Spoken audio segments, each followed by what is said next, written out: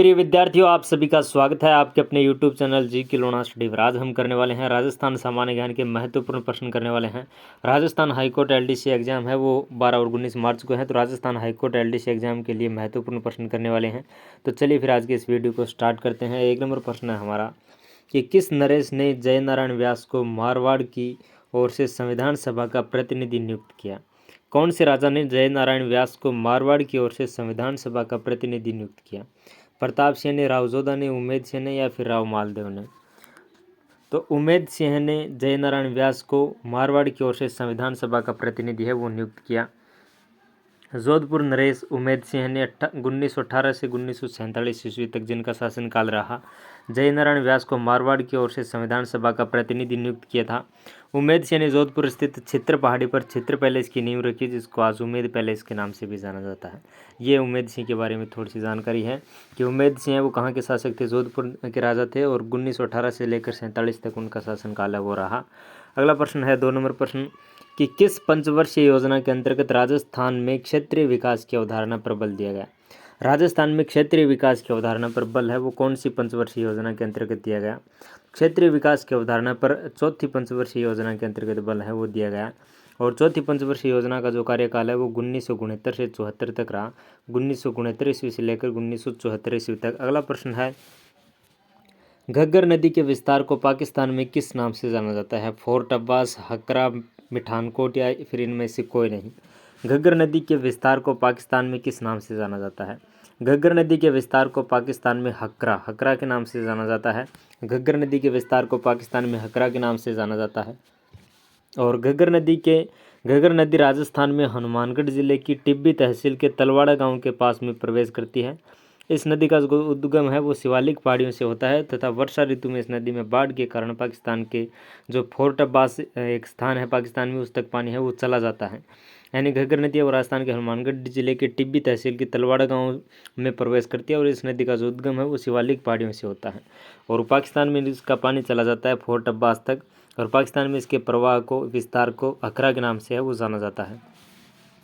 राजस्थान में वित्त निगम द्वारा सैमफैक्स योजना द्वारा भूतपूर्व सैनिकों के स्वरोजगार हेतु ऋण सुविधा उपलब्ध करवाएगी। सैमफैक्स योजना का पूरा नाम क्या है? सैमफैक्स एक योजना है जिसमें भूतपूर्व सैनिकों को स्वरोजगार हेतु ऋण सुविधा उपलब्ध करवाने की योजना है। तो सैमफैक्स योजना का पूरा नाम क्या है? सैमफैक्स योजना का पूरा नाम है सेल्फ एम्प्लॉयमेंट फॉर अनसर्विसमैन।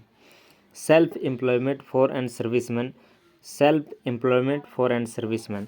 अगला प्रश्न है और यह RFC राजस्थान वित्त निगम की स्थापना 17 जनवरी 1955 ईस्वी को की गई। जो सैमफैक्स योजना की जो स्थापना है RFC, जिसकी स्थापना 17 जनवरी 1955 को की गई, जिसका जो मुख्यालय है वो राजस्थान की राजधानी जयपुर में है।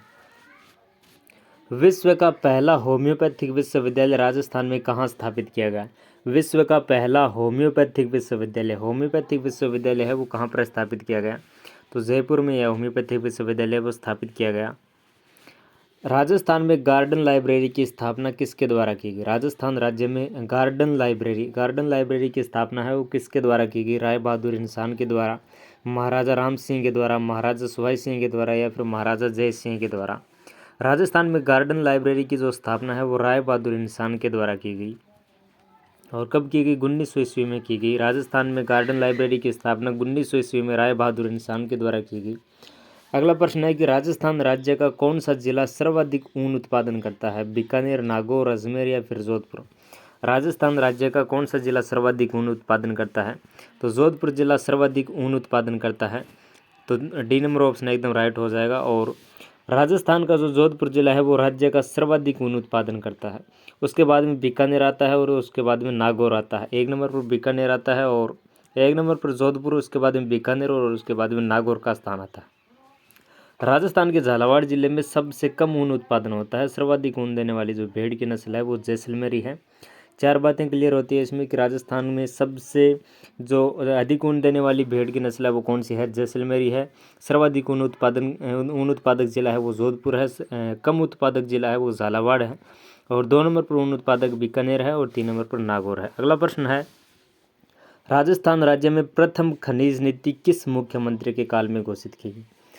राजस्थान में प्रथम खनिज नीति है वो कौन से मुख्यमंत्री के काल में घोषित की गई? मोहनलाल सुखाड़िया के, जय नारायण व्यास, भैरों सिंह शेखावत या फिर अशोक गहलोत? राजस्थान में प्रथम खनिज नीति और वो भी प्रथम खनिज नीति कौन से मुख्यमंत्री के काल में घोषित की गई? तो वो भैरों सिंह शेखावत के शासनकाल में घोषित की गई। BWHW उष्णकटिबंधीय शुष्क गर्म मरुस्थलीय जलवायु में राजस्थान का कौन सा भाग सम्मिलित है? BWHW उष्णकटिबंधीय शुष्क गर्म मरुस्थलीय जलवायु में राजस्थान का कौन सा भाग सम्मिलित है? तो राजस्थान का इसमें पश्चिमी जो मरुस्थलीय भाग है वो सम्मिलित है। BWHW उष्णकटिबंधीय शुष्क गर्म मरुस्थल में राजस्थान का पश्चिमी मरुस्थलीय भाग है वो सम्मिलित है। और इस प्रदेश के अंतर्गत जो पश्चिमी मरुस्थलीय भाग है इसके अंतर्गत जैसलमेर पश्चिमी, बीकानेर उत्तर पश्चिमी, जोधपुर, हनुमानगढ़ और गंगानगर जिले हैं वो आते हैं।